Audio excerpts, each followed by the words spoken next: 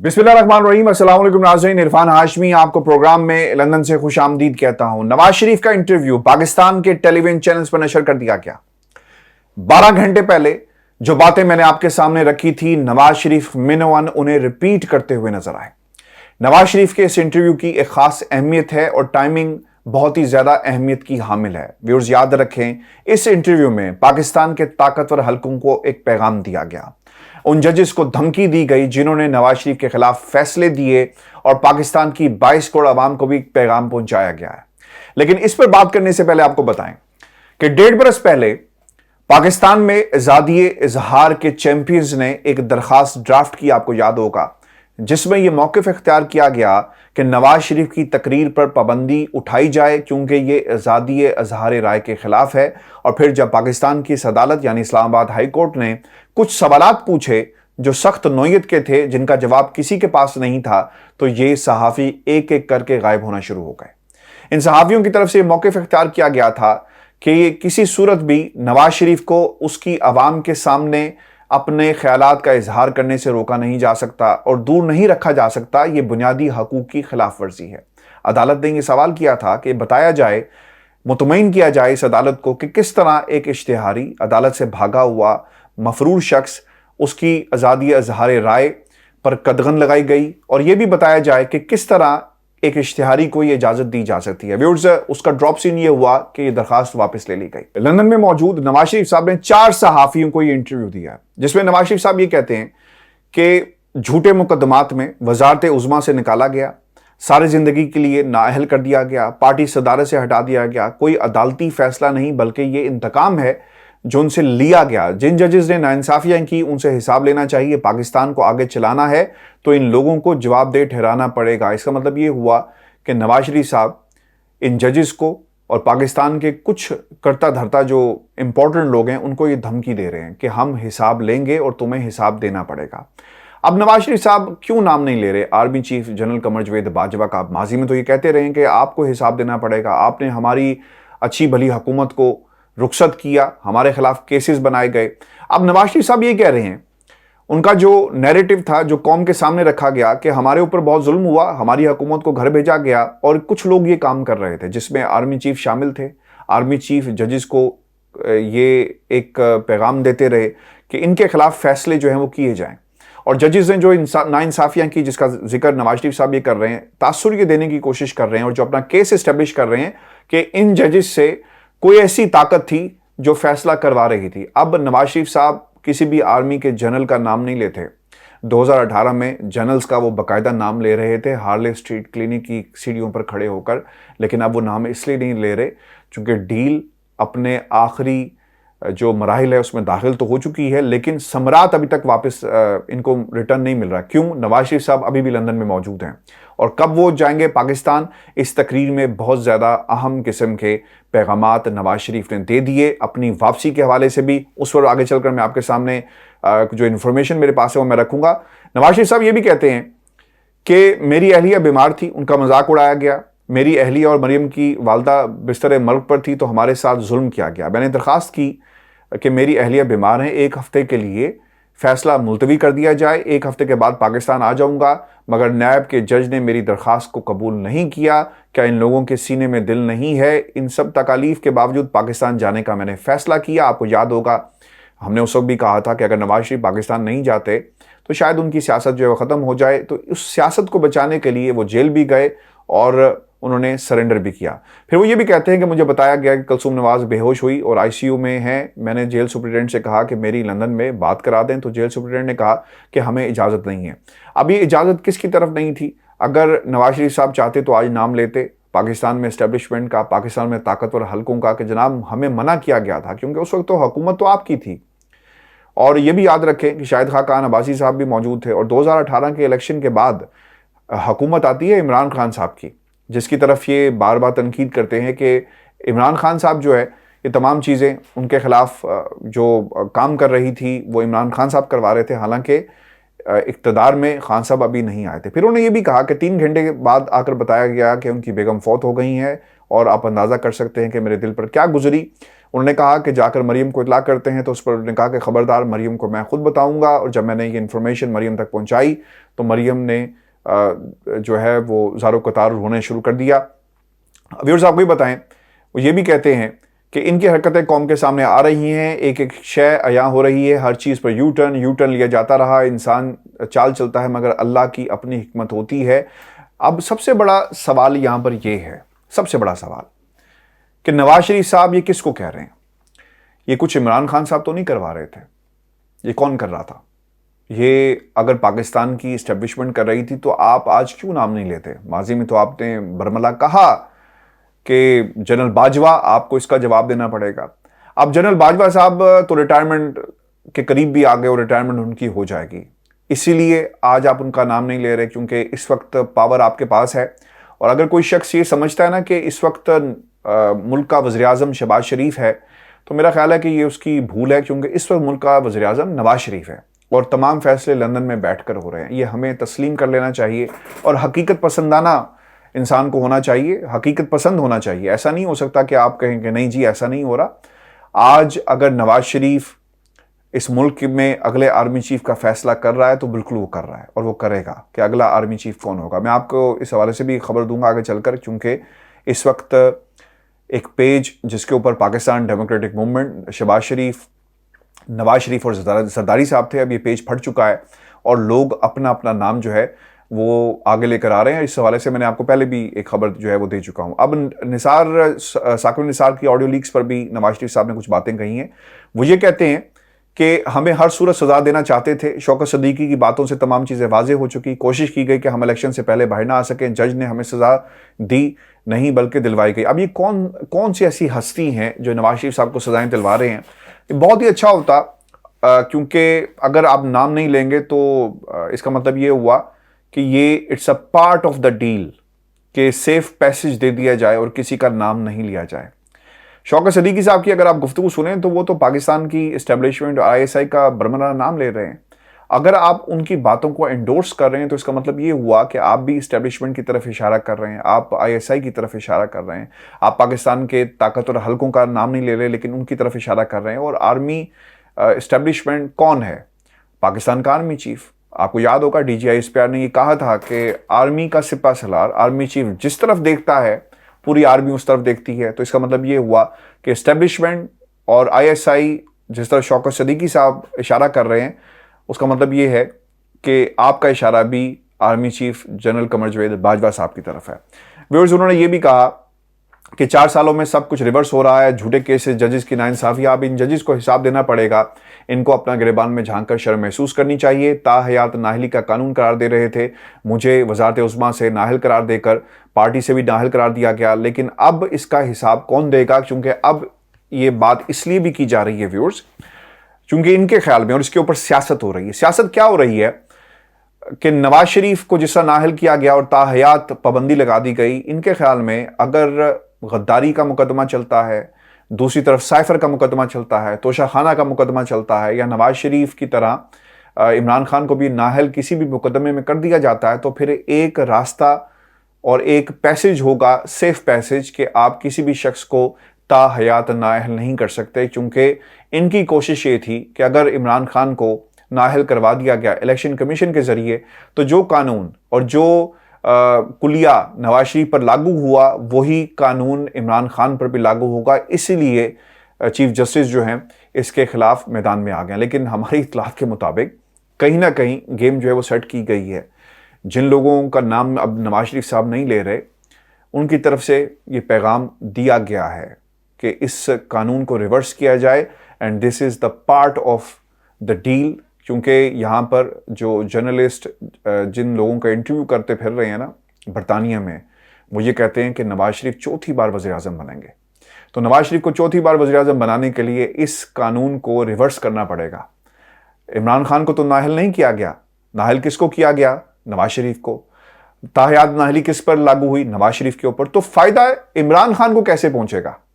نواز شریف کو تو نااہل کر دیا گیا، عمران خان کو تو نااہل نہیں کیا گیا۔ تو سیاست کی جا رہی ہے اور قوم کی آنکھوں میں دھول جھونکی جا رہی ہے کہ یہ فائدہ عمران خان کو پہنچانے کے لیے یہ سب کچھ کیا جا رہا ہے۔ جج ارشد ملک کی باتوں کا بھی آج ذکر کیا گیا، جھوٹے مقدمات بنائے گئے۔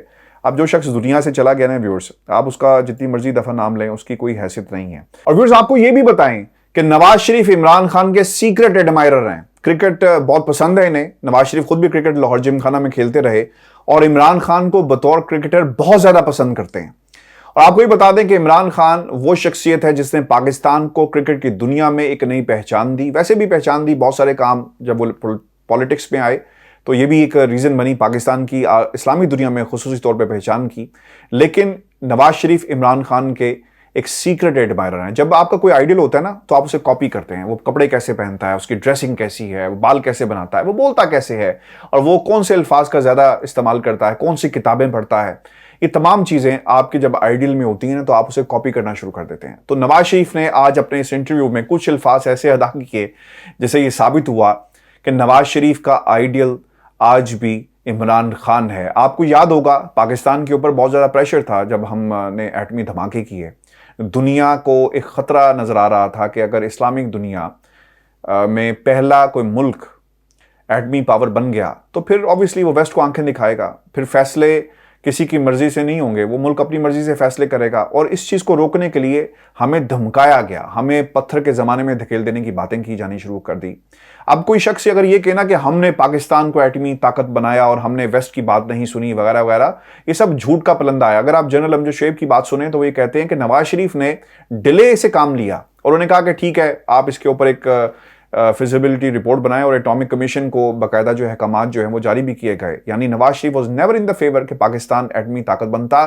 ان کا کردار پاکستان کو ایٹمی طاقت بنانے میں صرف یہی ہے کہ انہوں نے صرف بٹن دبایا. یہ کوششیں بہت پہلے سے ہو رہی تھی اور پاکستان کی آرمی نظر رکھے ہوئے تھی اس وقت نواز شریف کے اوپر کہ نواز شریف کن لوگوں سے مل رہا ہے اور کیا باتیں کر رہا ہے. آج اگر یہ اس طرح اپنے جو آئیڈیل کو ایک بنیاد بنا کر اور آئیڈیلائز کر کے اگر آپ یہ کہیں کہ دنیا نے ہمیں بلینز آف ڈالرز آفر کیے لیکن ہم نے تو کہا ایبسلیٹلی ناٹ، تو میرا خیال ہے کہ یہ صرف اور صرف جھوٹ کا پلندہ ہے.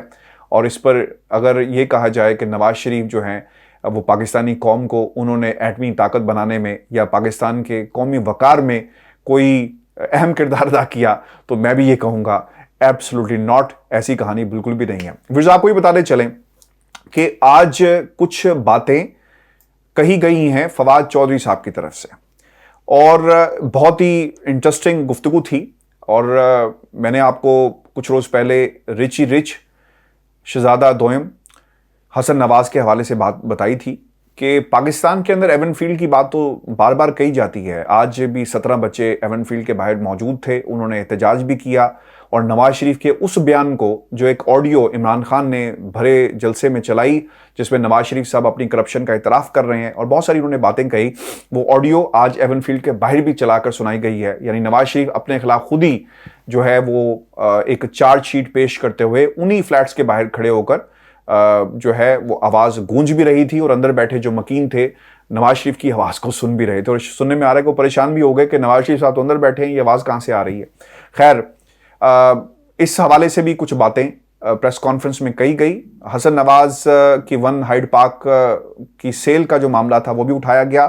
میں نے آپ کو بہت پہلے بتایا تھا کہ لوگ ایون فیلڈ کے پیسوں کے حوالے سے تو بات کر رہے ہیں لیکن کوئی یہ کیوں نہیں پوچھتا کہ حسن نواز کے پاس یہ پیسہ کہاں سے آیا کہ وہ ایک پراپرٹی خریدتا ہے اور بعد میں ملک ریاض کو کے بیٹے کو یا ملک ریاض کو جو ہے وہ بیچ دیتا ہے. تو پیسہ کہاں سے آ رہا ہے، کون سا ایسا کاروبار یہ کرتے رہے. آج اس کا تذکرہ فواد چودھری صاحب کی طرف سے بھی اپنی پریس کانفرنس میں یعنی 3 روز بعد جو جس طرح ہم نے اشارہ کیا تھا انہوں نے اٹھایا. بہت اچھی بات ہے. پھر ایک اور انہوں نے بات کہی کہ جب تک ججوں کے فون ٹیپ نہیں ہوں گے انہیں ہوش نہیں آئے گا. پاکستان کے اندر نا اس وقت آپ کی عدالتیں، فوج، صدر پاکستان، نیب اور اس کے علاوہ ایف آئی اے یا کوئی بھی ادارہ ہو، آئی بی، ملٹری انٹیلیجنس، کوئی ایسا ایک ادارہ نہیں ہے ویورز جو اس وقت کانٹروورشل نہ ہو گیا. میں آپ کو گنوا دیتا ہوں.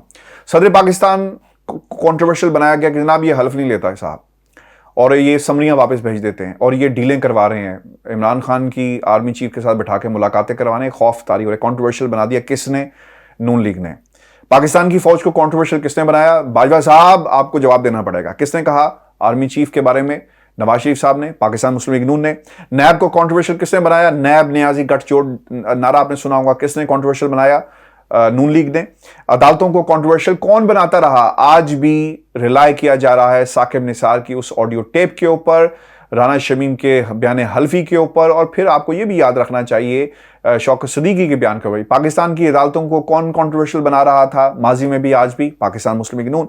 अब इन हालात के अंदर कोई एक ऐसा इदारा नहीं रह गया कि जो कंट्रोवर्शियल ना हो, जो पाकिस्तान मुस्लिम लीग नून ने जिसे कंट्रोवर्शियल ना बना दिया हो, या फिर कुछ लोग अपनी हरकत से ही कंट्रोवर्शियल हो गए। नून लीग को एक साइड पे रखकर अगर हम सोचें, यानी इलेक्शन कमीशन के जितने भी इकदाम हैं वो आपको वन साइडेड ट्रैफिक नजर आएगी, और वन साइडेड यानी पाकिस्तान तहरीक इंसाफ के खिलाफ फैसले वहां से होते हुए आपको नजर आएंगे।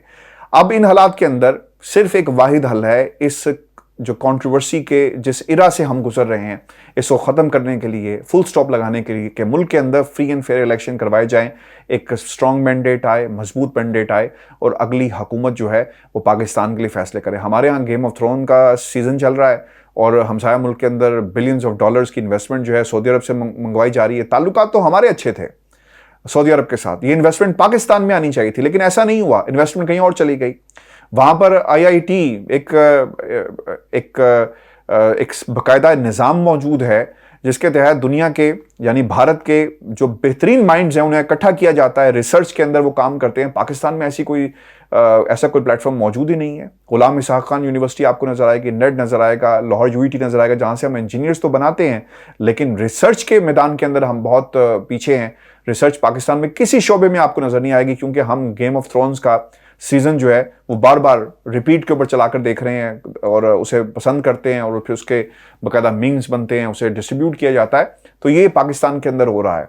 मुझे आपको ये बताते चले कि कुछ बातें लॉन्ग मार्च के हवाले से भी कही गई हैं, और इतलात के मुताबिक सवाल अब ये उठाया जा रहा है कि लॉन्ग मार्च भाई करते क्यों नहीं हो, तारीख का ऐलान क्यों नहीं कर रहे। लेकिन मैं आपको बता दूं, आज कंफर्मेशन भी आ गई, 28 नवंबर की तारीख का बाकायदा जिक्र किया गया, तो उस पर फवाद चौधरी साहब ने कहा कि नहीं वो तो बहुत दूर है, इससे पहले ही ऐलान हो जाएगा। और लॉन्ग मार्च का तरीकाकार क्या होगा, कि सिर्फ इस्लामाबाद में नहीं होगा कि आप लोगों को इकट्ठा करें, बल्कि ये लॉकडाउन होगा, हर शहर में एहतजाज किया जाएगा, हर शहर में एहतजाज होगा, लॉकडाउन होगा, सड़कों को ब्लॉक किया जाएगा और लोग अपना एहतजाज है वो रिकॉर्ड करवाएंगे। अब सबसे इंटरेस्टिंग बात इसमें क्या है, पाकिस्तान तहरीक इंसाफ की हुकूमत है जी KP के अंदर, तो अगर आप अपने ही शहर में, अपने ही सूबे के अंदर सड़कों को ब्लॉक करेंगे तो लोग और आवाम जो है वो डिस्टर्ब होगी। पंजाब में भी आपकी हुकूमत है, अपनी सड़कों को ब्लॉक करेंगे, सब कुछ होगा, तो कौन परेशान होगा, आवाम परेशान होगी, और हुकूमत वक्त को जो है वो कोसेगी कि जनाब सड़कों को ब्लॉक कर दिया गया। प्रेशर कब आता है, प्रेशर तब आता है जब आप किसी भी हुकूमत वक्त के खिलाफ एहतजाज करें। अब हुकूमत है सिर्फ इस्लामाबाद में, और इस्लामाबाद में सिर्फ जब आप एहतजाज करेंगे तो तकलीफ फिर हुकूमत को तो होगी, और लोग उस एहतजाज की कॉल पर लबैक भी कहेंगे, टफ टाइम भी देंगे, आंसू गैस के शेल भी चलाए जाएंगे। यानी जब कन्फ्रंटेशन होती है ना, प्रेशर बिल्डअप होता है। तो इसीलिए जितनी जल्दी तारीख का ऐलान किया जाएगा, क्योंकि बाज़ लोग ये कह रहे हैं कि शायद देर हो जाएगी। शेख रशीद ने भी आज इस तरफ इशारा दिलवाया कि अगर देर से फैसला किया गया तो शायद हालात आगे निकल जाएं और इमरान खान साहब की तहरीक जो है पीछे रह जाएगी। अब सबसे बड़ा सवाल जो प्रोग्राम के शुरू में मैंने आपके सामने रखा था कि नवाज शरीफ की तकरीरें पाकिस्तान के टेलीविजन पर चलने का बुनियादी मकसद क्या है। जनाब नवाज शरीफ साहब वापस आ रहे हैं। मेरी कुछ लोगों से बरतानिया में बात हुई, और ये एवन फील्ड में भी बाखबर हैं, और मार्बल आर्ट्स के अंदर भी जो एक्टिविटीज़ होती है इनकी आंखों के सामने हो रही होती है। इनके मुताबिक नवाज शरीफ पाकिस्तान बहुत जल्दी वापस आ जाएंगे। और फिर एक बात जो उन्होंने कही, और एक बहुत बड़ी दलील थी इनकी इस गुफ्तगू में छुपी हुई, वो ये कहते हैं कि हम 1.5 महीने पहले अगर आप मुझसे पूछते कि क्या इसहाक डार साहब पाकिस्तान वापस जाएंगे, तो मैं ये कहता कि नहीं जाएंगे, हमें नज़र आ रहा था। लेकिन पाकिस्तान में हालात इतनी तेज़ी के साथ बदल रहे हैं और किसी को कुछ मालूम नहीं है कि क्या हो रहा है। पाकिस्तान के ताकतवर हल्के क्या सोच रहे हैं, वहाँ पर भी अभी इस वक्त जो है एक बेयकीनी की कैफियत है, और पाकिस्तान की अदालतें क्या सोच रही हैं ये भी एक बेयकीनी की कैफियत है। फवाद चौधरी साहब कहते हैं ना कि इनकी ऑडियो सामने आएगी तो पता लगेगा, कि फिर इन्हें होश आएगा कि ऑडियोज़ जो हैं इनकी क्या अहमियत है। यानी किसी जज की ऑडियो सामने आ जाए तो फिर हिलजुल जो होगी और कोई सुमोटो लेगा। यानी अदालतों के अंदर भी, पाकिस्तान की अदालतें और अदलिया के अंदर भी एक बेयकीनी की कैफियत है। यानी हर लेवल पर एक बेयकीनी की कैफियत है, और गेम किसी वक्त भी बदल सकती है, क्योंकि एक बहुत बड़ी तादाद पाकिस्तान तहरीक इंसाफ की सपोर्टर है, जिन लोगों ने फैसला करना है। आपको नहीं मालूम कि किसी के दिल में क्या है, اور کس طرح سے گیم بدلے گی, گیم چینج ہوگی, اور کون سی ملاقات اور کون سی گفتگو اور کون سے الفاظ اور کس وقت گیم تبدیل کر سکتے ہیں, یہ بہت ہی سنجیدہ موڑ کے اوپر اس وقت پاکستان کی سیاست موجود ہے. لیکن بے یقینی آپ کو نظر آئے گی, کسی کو کچھ معلوم نہیں ہے کہ کیا ہونے والا ہے. ویورز, یہ بھی آپ کو بتاتے چلے کہ فواد چوہدری صاحب نے یہ بھی کہا کہ نواز شریف بتائیں کہ وہ کس ڈیل کے ذریعے پاکستان آنے کی کوشش کر رہے ہیں. یہ بہت ہی امپورٹنٹ سوال ہے. نواز شریف صاحب پاکستان کوشش نہیں کر رہے, معاملہ طے ہو چکے ہیں اور آخری مراحل میں داخل ہو چکے ہیں. NRO جسے ہم 2 کہتے ہیں, آج فواد چوہدری صاحب نے اسے NRO 22 کہا 2022, اور اوبیسلی اس NRO کے نتیجے میں کچھ لوگوں کو اقتدار ملے گا اور کچھ لوگوں کو کرسی ملے گی, طاقت کی کرسی, جس پر بیٹھ کر وہ جب چاہیں پاکستان کا سیاسی نظام یا کوئی بھی نظام جو ہے اسے ہلا سکتے ہیں. ویورز, آج کا ہمارا شو تھا. اپنے کمنٹس ضرور بھیجیے گا. چینل کو سبسکرائب کرنا مت بھولیں. مجھے اجازت دیجیے. اللہ نگہبان.